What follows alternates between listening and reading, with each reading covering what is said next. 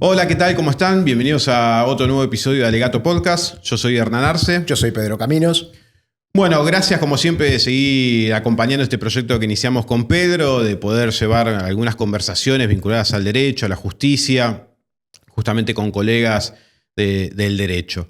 En esta ocasión, antes de contarles del episodio, como siempre, pedirles que sigan siguiéndonos en las redes sociales, que le pongan me gusta al video, eso ayuda a que se difunda el mismo y que más profesionales puedan llegar a verlo, que sigan a nuestro canal de YouTube y también en Spotify. Hoy tenemos un episodio también muy lindo, como habrán visto, que se llama Libertad de Expresión, Redes y Democracia. Y para tener esta conversación invitamos nada más y nada menos que al doctor Roberto Saba. ¿Qué tal, Roberto? ¿Cómo estás? ¿Cómo les va? Bueno, muchas gracias por la invitación. A vos por acercarte a charlar con nosotros. Bueno, bienvenido Roberto. Roberto Saba es profesor titular de Derechos Humanos en la Facultad de Derecho de la Universidad de Buenos Aires, en donde se recibió de abogado, cursó estudios de posgrado en la Universidad de Yale en Estados Unidos, donde se doctoró. Tiene una trayectoria muy importante en diversas organizaciones de derechos humanos. Fue decano de la Facultad de Derecho de la Universidad de Palermo y estamos muy contentos de tenerlo acá. Así que, Roberto, si te parece, arrancamos con el tema de hoy. Básicamente, como disparador, lo que nos interesaba saber era qué desafíos ves que se plantean hoy desde la regulación de Internet y del funcionamiento de las redes sociales para la operación de las democracias constitucionales, ¿no? ¿Qué problemas ves? Y eventualmente vamos a ir desarrollando después preguntas sobre esto. Bueno, para empezar, me parece que hay que decir que la democracia, digamos, funciona sobre la base del debate público. El debate público es una precondición necesaria para que funcione el sistema político. Y ese debate público, para que sea funcional la democracia, debe tener ciertas características. Tiene que ver con la posibilidad del intercambio de ideas, con la deliberación, con el intercambio en la medida de lo posible. Sabemos que no siempre es así, pero que sea posible intercambiar razones, escuchar las voces de quienes no piensan como uno, etc. El piso, digamos, de justificación de un sistema democrático de gobierno. Y bueno, el funcionamiento de las redes sociales o de las plataformas, todas son distintas, pero también tienen cosas en común, puede beneficiar este proceso o conspirar contra este proceso. Son muchas las razones por las cuales podemos discutir por qué. Por supuesto, las razones por las que puede ser beneficioso para este proceso, porque contamos con muchísima más información que la que solíamos tener. Digamos, de alguna manera, un poco la utopía fue al principio de Internet, fue que Internet iba a democratizar la voz, que todos íbamos a poder tener la oportunidad de expresarnos en este sistema político. Y sigue siendo así, digamos, tenemos mucho acceso a información y muchas opciones para poder expresarnos. Esta que estamos ejerciendo en este momento es una de ellas.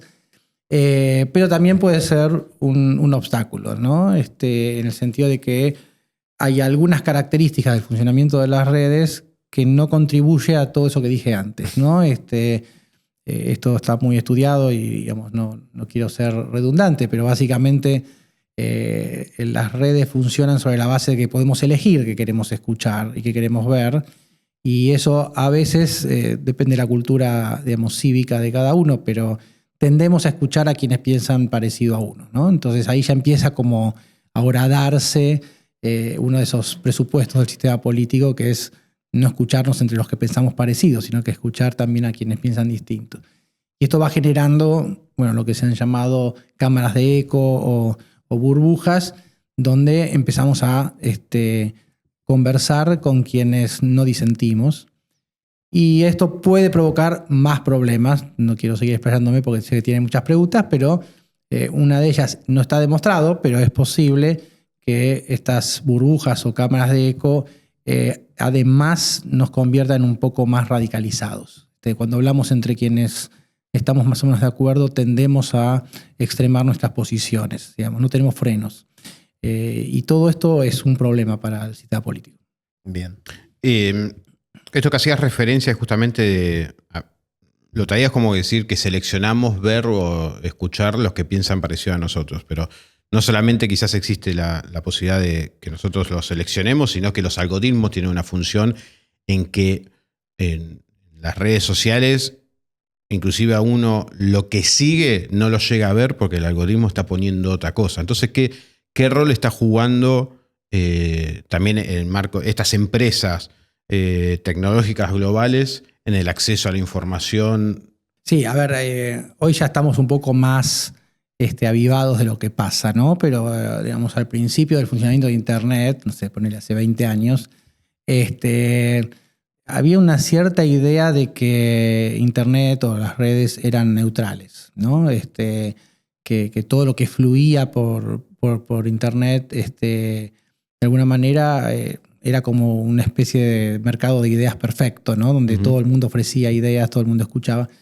Y luego empezamos como a darnos cuenta, gracias también a mucho trabajo de académicos, que el código por el cual el código lo escribe alguien, digamos, el código que digamos, diseña el algoritmo, alguien lo está diseñando y que al diseñarlo puede tener alguna direccionalidad. Y esto puede ser de vuelta, depende cómo se haga, depende de su transparencia, etcétera, pero puede ser un problema, ¿no? Porque a veces, algunos sabemos, pero muchos no saben que lo que están recibiendo de información no es exactamente lo que quieren, sino lo que el algoritmo justamente decide que llegue. Entonces, bueno, tenemos todo un tema ahí con el diseño del algoritmo y del código, ¿no? Y existen, tengo desconocimiento en el área, si hay marcos regulatorios justamente de esta temática y también para proteger la libertad de expresión en Internet. Que hablabas de Internet hace 20 años, existen marcos regulatorios que se pueden aplicar que son anteriores, pero específicamente pensado en Internet, ¿qué surgió?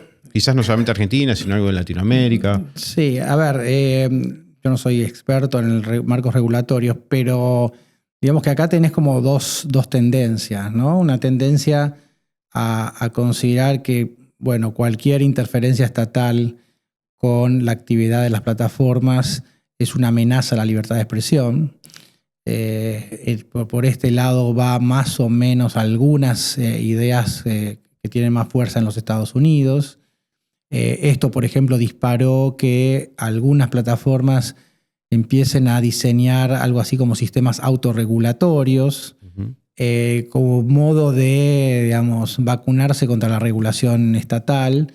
El caso quizá más conocido e interesante también, porque creo que es interesante, es el caso del panel de revisión, o sea, en inglés se llama el Oversight Board de Facebook o de Meta, que funciona como un sistema de apelación a una especie de Corte Suprema independiente. Es un tribunal creado por Meta, pero cuyo financiamiento y funcionamiento depende de un fideicomiso que Meta no controla.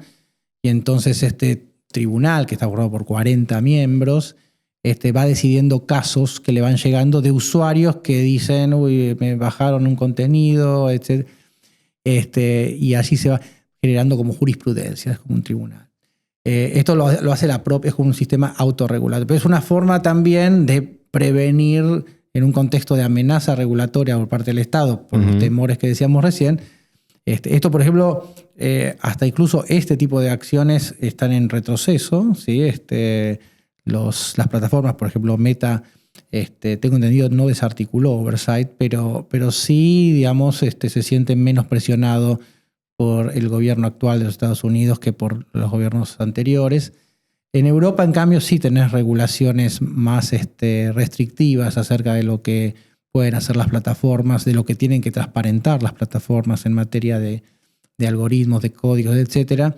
Esto algunos lo ven como algo positivo porque podría contrarrestar problemas que recién decíamos, y otros lo ven como otra vez un riesgo de que se pierda, digamos, la libertad que existe en Internet. Pero es una libertad que, como digo, éramos quizá o ingenuos o quizá era un momento distinto. Cuando empezó a funcionar Internet teníamos no hablo por mí, pero en general en el debate público había una cierta utopía de que por fin llegamos a un sistema de libre expresión total y de libre información total, y como esto no está funcionando de esta manera, surgen este tipo de regulaciones. Pero tienes una tensión, digamos, en cuanto a cómo encarar esto, ¿no? Por supuesto, la interferencia estatal puede ser un riesgo, pero yo, en cambio, soy de los que cree que la interferencia estatal puede funcionar como diría el profesor Owen Fis, como amiga de la libertad. O sea, el Estado no siempre es enemigo de la libertad, el Estado puede ser, en algunos casos, amigo de la libertad. Ahí, perdóname. No. Creo que es un follow-up de este problema. Muchas veces, sobre todo ahora que estamos en una época de elecciones en la Argentina, aparece siempre una preocupación de la difusión de información falsa que pueda tener un impacto en el resultado de las elecciones. Y después, de manera más generalizada durante el resto del año, también vemos una utilización de las redes sociales con un objetivo de, bueno, en la jerga decimos el troleo, pero de ataques dirigidos contra personas. ¿Qué tipo de soluciones se pueden plantear frente a estos problemas, si las hay? Claro. A ver, voy a empezar con un enfoque más abstracto, ¿sí? Que me parece importante, que es no perder nunca de vista por qué protegemos la libertad de expresión y por qué es valiosa la libertad de expresión. Esto me parece que es como un faro para poder decidir acciones en el sentido que vos planteás. La libertad de expresión es valiosa, muy importante, porque es parte de la autonomía del que se expresa. Todos nosotros tenemos libertad para expresarnos y eso es algo sumamente importante. Pero como también la libertad de expresión es una precondición necesaria para el funcionamiento del sistema político, para el debate de ideas, todo tipo de acción que produzca algún tipo de silenciamiento de ideas socava el debate político y socava el sistema democrático. Pongo un ejemplo. Pues vos hablabas del troleo, de los ataques. Bueno, si se producen acciones o expresiones tendientes a silenciar alguna voz, esto no es bueno para el sistema democrático, para el debate de ideas, para el debate público. Y eso podría abrir la puerta, empiezo por lo más abstracto, podría abrir la puerta a algún tipo de regulación que impida el silenciamiento. Esto no es nuevo con Internet, esto lo hemos visto en tecnologías anteriores, digamos, cuando las tecnologías eran radio y televisión, este tipo de problema, porque también existían, o sea, sobre todo cuando la radio y la televisión estaban administradas por pocas personas o empresas, se convertían en embudos de expresión, embudos de información. Y entonces también ahí aparecía la necesidad de evitar que decisiones editoriales de diarios o radios o televisión silencien voces, etc. Entonces teníamos diferentes formas de impedir que eso pase, ¿no? Teníamos o bien una estrategia regulatoria a través de, por ejemplo, regulación de propiedad, para impedir que, digamos, en un caso extremo, una misma persona sea dueña de la radio, de la televisión y de los diarios, el debate público resulta completamente empobrecido. Entonces, para no llegar a eso necesitábamos regulaciones y, por otro lado, necesitabas quizá también asignación de recursos. Ahí aparece la radio pública, la televisión pública, las becas de investigación, los subsidios al cine, etc. Siempre pensando en cómo enriqueces el debate público. Si trasladamos un poco este marco conceptual a la cuestión de redes, yo creo que con el faro de que esto es lo que tenemos que preservar, que es el debate público, creo que, digamos, estaría justificado tomar algunas decisiones respecto de estas acciones que vos decís que pueden suceder. ¿Cuáles son esas acciones? Es muy complejo de decir. No voy a darte la fórmula para hacerlo. Creo que hay, otra vez, responsabilidades regulatorias por parte del Estado. Puede haber también obligaciones de hacer por parte del Estado en el sentido de proveer información. Yo creo que es una catástrofe, digamos, que el gobierno argentino haya, por ejemplo, prácticamente desactivado la radio y la televisión pública, porque tienen ese objetivo, ¿no? Obviamente, si yo uso la radio y la televisión pública como propaganda política del gobierno, o uso la radio y la televisión pública para darle espacio a programas comerciales que podrían ser exitosos en el mercado, que no tienen necesidad, eso, digamos, no estaría justificado, pero pero el Estado asumiendo una responsabilidad activa de ser canal para proveer información. Y después algo que no es poco importante, yo creo que va más por ahí, o que va también por ahí, es la educación, algo así como una educación cívica como ciudadanos en este nuevo mundo de Internet y de las plataformas. O sea, saber la responsabilidad que tenemos en cuando reproducimos o replicamos una información, saber cómo reconocer. Tengo entendido que en algunos países de Europa, sobre todo en los países nórdicos, hay trabajo en escuelas en este sentido, una especie de educación para poder manejarse en ese mundo, poder detectar lo que parece ser falso de lo que no es falso, evitar ser funcional a la propagación de ideas falsas. Entonces, digamos, hay como un pequeño, digamos, por un lado una justificación que es muy importante, porque así como yo te estoy diciendo esto y vos me asentís, muchos de los que quizás estén escuchando digan, eso es una barbaridad. O sea, he estado en reuniones de académicos donde les parece terrible la estrategia regulatoria europea y otros que les parece justamente el camino por el que hay que ir. Entonces, no estamos en un contexto pacífico, digamos, en torno a esto. Pero yo creo que tenés un aspecto regulatorio, un aspecto de asignación de recursos y un aspecto educativo que habría que pensar en cada uno de esos tracks que hacemos. Y en esto que marcabas sobre la ciudadanía digital, democrática, para entrar específicamente, ¿qué rol crees, también como docente, la universidad debería cumplir? Bueno, no pensé en la universidad en particular. Yo creo que todo el proceso educativo nos tiene que formar en este nuevo contexto, ¿no? No sé, yo la verdad que no estoy muy metido en la parte, digamos, del colegio primario y secundario, pero creo que tenés que actuar antes que en la universidad. Yo no sé, a mí me preocupa como profesor, te digo, no sé, creo que todos damos clase. Uh-huh.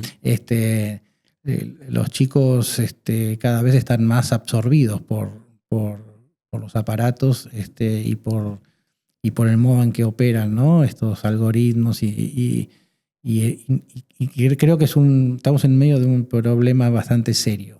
Así que a la universidad, por supuesto, todos tenemos algo que hacer, pero me parece que el esfuerzo tendría que estar un poco antes, en la formación más del colegio secundario por lo menos y antes. Ok. Y con respecto a, si querés, el reverso de la disponibilidad de información, ¿no? Desde hace un tiempito hay en Argentina casos que van llegando a la corte, algunos de ellos relacionados con la posibilidad de evitar que determinado tipo de información esté disponible, ¿no? Pienso en el caso de Negri, ahora puntualmente, en el cual se había invocado la idea del derecho al olvido. Que a mí particularmente con De Negri lo que me pasaba es que yo humanamente la entendía, pues yo entendía que una persona no es la misma 20 años después, que empatizaba, pero al mismo tiempo entendía la enorme complejidad de ponerse a borrar información disponible de Internet. ¿Cómo se puede analizar ese tipo de problemas entre la intromisión de la privacidad, los datos personales y la posibilidad de acceder a la información? Sí, bueno, yo haría una distinción entre la información que está en Internet, que de alguna manera consentí en que esté en Internet, digamos, que es información pública, incluso pasada, ¿sí? Uh-huh. De la información que yo no consentí que esté en Internet, ¿no? Me parece que esa es una diferencia clave. O sea, hay información pasada que puede estar en los diarios que puede no gustarme respecto de mi pasado y sin embargo yo no puedo hacer nada respecto de eso y es información que ya cobró estado público. Distinta es la información privada que yo no consentí en proporcionar, ¿no? Por supuesto. Las dos cosas, digamos, son distintas y yo creo que la regulación es mucho más fácil, digamos, avanzar sobre una regulación sobre el segundo caso que sobre el primero. Sí, supongo que la gente que tuvo mucha exposición, de vuelta, no son temas nuevos de Internet, son temas, digamos, la información que podría tener una persona en los diarios hace 20 años, no podemos ir a las hemerotecas a retirar los diarios de las hemerotecas, digamos, en la medida que fuera información pública, yo lo veo como algo difícil de atacar, digamos, ¿no? O sea que sí que entiendo, porque también el fallo de Negri creo que la Corte mencionó que debería dejarse la información, si no recuerdo mal. Claro, o sea, en la medida que creo que la información digamos, que habría cobrado Estado público a través de los medios de comunicación masiva. El disparador había sido este problema con el jarrón y la causa armada. Claro, pero vamos, toda la información que estaba en el debate público y que sí, ahora circula por internet, circula con mucha más fuerza, con más potencia. Pero como decís vos, o sea, no podemos retirar, digamos, del espacio público aquello que ya, digamos, fue incorporado. Pero es complicado, ¿no? Obviamente que el hecho de que el Internet reproduce esta información al infinito y me produce daños que yo un diario en una hemeroteca no producía, podríamos repensarlo. Pero en principio, ya me parece que la información que cobró Estado público de acuerdo, digamos, a procedimientos legales, la verdad que veo difícil poder encontrar razones para que justifiquen retirarlo de Internet. Sabiendo que estos temas que estamos hablando no son una cuestión nacional, sino que es plurinacional, no hay fronteras en esta cuestión. El marco regulatorio, eso también le pone una dificultad. Sí, eso es un punto muy serio, muy, muy complejo, digamos, sí, serio también. Tenés muchos problemas de interjurisdiccionalidad, digamos, temas de responsabilidad, temas de procesos judiciales, o sea, cómo identificamos cuál es el tribunal que debe actuar en un caso en el cual el servidor está en Islandia, el que publicó lo que publicó vive en España y el impacto lo tuvo en Buenos Aires. O sea, tenés problemas muy complejos, difíciles de solucionar. Quizá una estrategia medio obvia es avanzar sobre regulaciones internacionales, digamos, llegar a acuerdos entre estados para poder encarar esto. Pasa como con muchos temas globales, ¿no? Con temas ambientales, temas de corrupción internacional, temas de diferente tipo que se han vuelto globales, no sé, migraciones, donde encarar el problema desde el derecho nacional y la jurisdicción nacional es muy difícil o imposible, digamos. Por eso quizá otra vez la Unión Europea lo encara regionalmente, ¿no? Creo que no hay muchas alternativas que un enfoque global de legislación internacional, de acuerdos internacionales para empezar a encarar esto. ¿Y lo ves posible hoy, un poquito eso? ¿Hay un debate, una discusión? Bueno, de vuelta, el debate se ata con lo que decíamos antes, ¿no? Sí. O sea, hay una cierta idea de que toda posible regulación, o sea nacional o internacional, es una amenaza a la libertad de expresión y por supuesto hay mucha resistencia, ¿no? Particularmente por los actores globales más poderosos, empresas que actúan en todo el planeta, que seguramente, bueno, conocemos los casos de Musk con Brasil, los casos de Meta en muchos países. Hay mucha resistencia y ya te digo, creo que la única región que está encarando esto como región y con alguna claridad de estrategia es Europa. No digo que todo lo que están haciendo esté bien. Sino como la encara. Pero parece que por ahí hay algo. Y en la resistencia que encontrás del otro lado, capaz que están haciendo algo bien. Ahí me acordaba, porque bueno, hace un tiempito nos visitó Roberto Gargarella. No hablamos con él de este tema, pero me acordé que él en algún momento sostuvo una posición defendiendo la idea de un estándar diferenciado para funcionarios públicos, especialmente funcionarios muy relevantes, como puede ser el presidente, en cuanto al manejo de sus redes sociales y en cuanto a la comunicación en redes sociales. ¿Vos qué pensás sobre eso, digamos, de cómo se puede pensar el manejo de redes de parte de funcionarios relevantes? Mi forma de pensarlo es volver al faro que te decía antes. La opinión o el insulto o la agresión a una persona por parte del presidente de la nación o de gente que, digamos, trabaja con el presidente de la nación, tiene un efecto sobre el debate público que no lo tiene si vos o yo, quizá nosotros un poco más que otros, hacemos lo mismo, ¿no? Acá el problema a evitar o la situación a evitar es el silenciamiento. Lo que alguna vez llamábamos censuras sutiles, censuras indirectas, mecanismos por los cuales lo que algunos buscan es que no ser criticados, que la opinión adversa o crítica no se exprese. Si eso se logra de esta manera, a través de manifestaciones agresivas o intimidatorias, bueno, hay que ver cada caso, ¿no? Pero insisto, que un funcionario con mucho poder deposite la atención sobre mí y de alguna manera dirija la atención de sus seguidores hacia mí, lo mínimo que puede hacer es que yo decida silenciarme, que yo decida callarme. Y eso es lo que tenemos que evitar, digamos. No podemos permitir que ninguna voz se calle. Acá lo que algunos te van a decir es, bueno, también ejercer la libertad de expresión o ejercer la ciudadanía en una democracia requiere cierto coraje, ¿no? Esto podría funcionar quizá en algunos casos, por ejemplo, de periodistas, ¿no?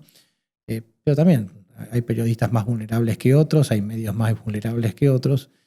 Pero si yo tuviera que tomar decisiones respecto de casos como el que mencionás, tengo que volver al fundamento de la protección. Digamos. No tengo que, digamos, ver el modo en que esas manifestaciones sean limitadas y controladas, porque lo que no puedo permitir es el silenciamiento, ¿sí? Antes del silenciamiento, digamos, en una etapa primitiva era la censura. Prohibir que el libro de Pedro salga a la calle, prohibir que el autor X publique en un diario.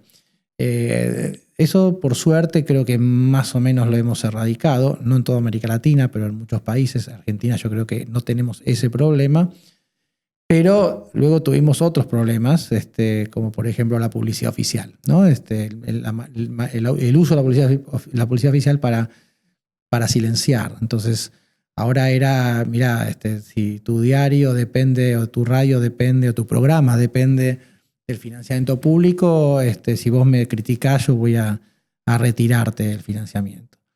Y eso produce un impacto de silenciamiento. Eso sigue más o menos existiendo, sobre todo en contextos en los que hay poca inversión privada. Pero hoy tenemos este nuevo modelo, ¿no? Un modelo más de amedrentamiento, que tendría cuidado con mezclarlo con la discusión del discurso de odio, ¿no? Ese es un tema que a mí me parece que hay que distinguirlo. En mi interpretación, el discurso de odio me parece que en principio yo lo limitaría más a cuestiones vinculadas a silenciamiento de grupos, lo cruzaría más con temas de tratamiento de grupos vulnerables o grupos justamente también silenciados. Acá no estamos hablando solo de odio, sino de algún tipo de acción por parte de gente muy poderosa para que no nos expresemos. Entonces creo que por ahí hay un problema. No lo considero completamente protegido por el artículo 14 de la Constitución. Bueno, ahí me acuerdo en la charla con Gargalera que hablaba sobre que no nació el derecho constitucional pensando en la democracia. Lleva mucho esa reflexión. Pero esto que vos que traes sobre la mesa y que lo vemos todos los días, discursos de odio, silenciamiento, destrato directo a personas, periodistas, no periodistas, personas cualquiera, el mismo presidente lo ha hecho. Trae de por sí un riesgo al Estado de Derecho, trae un riesgo es un retroceso democrático que estamos teniendo, otros gestos que quizás vemos en el mundo similares. ¿Cómo ves la democracia hoy sabiendo estas características que estamos hablando en el espacio público de Internet, ¿no? Sí, es gravísimo, es gravísimo. Mientras hablaba estaba pensando en la decisión del ministro guerra, ya no se llama defensa, de los Estados Unidos, diciéndole a los periodistas que están, digamos, basados en el ministerio físicamente, que tienen que firmar una especie de compromiso de no entrevistar gente en los pasillos, etcétera, y la totalidad de los medios de comunicación, salvo uno, me parece, incluido Fox, que es bastante cercano al gobierno, ninguno quiso firmar, y ver, digamos, la fila de periodistas con sus cajas dejando las oficinas del Ministerio de Defensa, digamos, visualmente ya es de una elocuencia impresionante, digamos, es un desastre. Digamos, si vos lográs que por diferentes vías sutiles, a veces no tan sutiles, o indirectas, silenciar a la prensa y a los críticos, no tenés más democracia. O sea, si tenés democracia es una cosa absolutamente azarosa, porque lo que tenés es un gobierno completamente descontrolado, ¿sí? No tenés ninguna mirada. Y esto se puede hacer de muchas maneras posibles. Hemos tenido en la Argentina intentos de hacer cosas parecidas. Quiero decir, no sé, si vos decís, mira, yo no te voy a dar credenciales para que ingreses a las conferencias de prensa a menos que dejes de ser tan duro y ese tipo de cosas. Pero bueno, hay como una gradación, ¿no? Como una escala donde algunas podría decir, bueno, las vamos a tolerar, pero hay un punto en el que ya no podés tolerarlo, ¿no? Y sí, efectivamente, yo creo que el Estado de Derecho, la democracia, frente a estas agresiones a la prensa, está seriamente en peligro. No lo digo yo solo, hay cierto algún acuerdo de los medios de comunicación, de los periodistas. Es sumamente serio, sumamente serio. Hace no tanto vimos una manifestación de todos estos problemas en Brasil y una serie de decisiones judiciales dirigidas particularmente a la red social X, a la ex-Twitter, que se llegó hasta el punto del apagón, ¿no? De donde la red no prestó servicios durante un tiempo en Brasil. ¿Cómo viste ese proceso? Bueno, Brasil es uno de los países que también, al estilo, digamos, europeo, ha tomado decisiones a veces muy fuertes respecto de la expresión en Internet.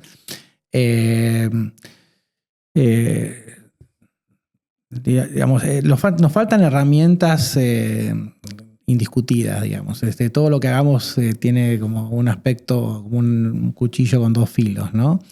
Y yo en ese sentido diría, seamos cautos.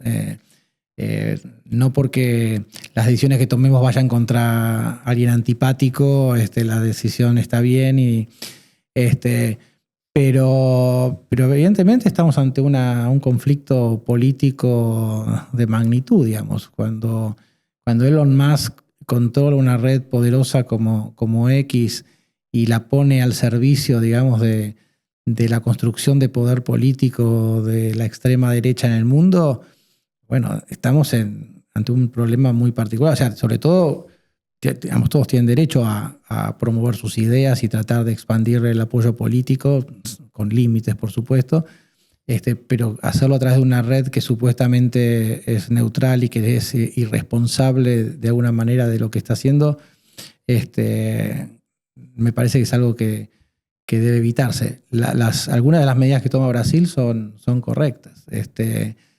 No quiero entrar en los detalles porque no soy experto en las decisiones que tomó Brasil en estos casos, pero por los que yo conozco no son a priori decisiones censurables.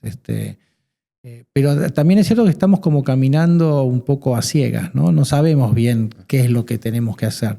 Como digo, también tener cuidado, porque del otro lado los estados pueden ser amigos, pero también pueden ser enemigos de la libertad. Entonces, ¿cómo manejamos? Hay quizá apuntar más a los procedimientos, ¿no? Todas las medidas, en eso como nuestra propia Constitución, que es sabia, ¿no? Todas las medidas que tiendan a imponer ciertos límites a la expresión tienen que ser medidas discutidas, deliberadas, decididas en un Congreso donde están la mayor cantidad de voces posibles. No puede ser a través de un decreto presidencial, no puede ser a través de una resolución administrativa, digamos, porque es delicado. O sea, yo no idealizo, no creo que todo lo que decida el Estado automáticamente va a estar bien. Al contrario, tenemos muchos ejemplos de que no. Pero tampoco, digamos, idealizar la libertad en el éter, digamos, porque no es tal, ¿no? Hay quienes son más poderosos que otros y que tienen la capacidad de silenciar. Y esto es peligrosísimo, volviendo a tu punto, para el sistema político. Y me vino a la mente la movilización de hace unos días masiva que hubo en Estados Unidos de No King, que en esto que traes sobre la mesa, que al menos hay parte de la ciudadanía que está tomando también noción de esta problemática que estamos charlando, porque, como decías, el rol de los establecimientos educativos, el rol del Estado, el rol de los medios de comunicación clásicos, me parece que quizás fue realmente masiva esa movilización. Sí. Puede traer también que otras personas empiezan a notar, no tomarlo tan suavemente las cuestiones que traemos, porque quizás es decir, bueno, ¿en dónde se cruza finalmente el límite? Con lo que traías en la mesa, es decir, bueno, sucede un amedrentamiento por un tuit que saca un funcionario nacional. ¿Cuándo es el que termina pasando ese límite? Entonces, de ahí hay voces donde justifican eso, es la libertad de expresión, tiene derecho a poder decirlo. Sí, bueno, a ver, hay digamos, bueno, suscripto al tema de libertad de expresión, como decíamos recién, no es fácil detectar el límite, pero yo te diría, acordate del faro, ¿sí? O sea, si lo que yo estoy decidiendo desde el Estado produce silenciamiento, no importa, digamos, cuán grave sea, yo no quiero que ninguna voz se me calle.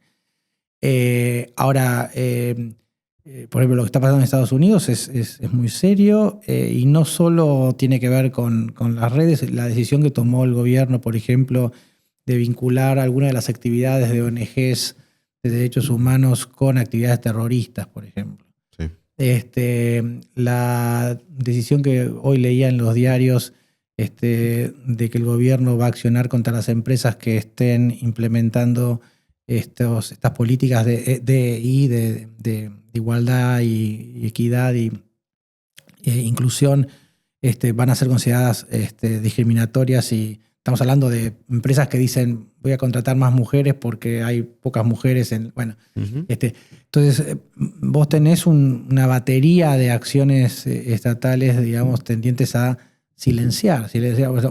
Hoy hay organizaciones que trabajan en temas antidiscriminatorios que están con miedo de actuar, de expresarse, digamos, porque el poder del Estado es enorme, ¿no? O sea, si el Estado decide que las ONGs a partir de mañana van a tener que pagar impuestos, o que las fundaciones que donan dinero van a tener que dejan de tener esos digamos, beneficios para poder donar dinero, digamos, vas a matar la actividad ciudadana, ¿no?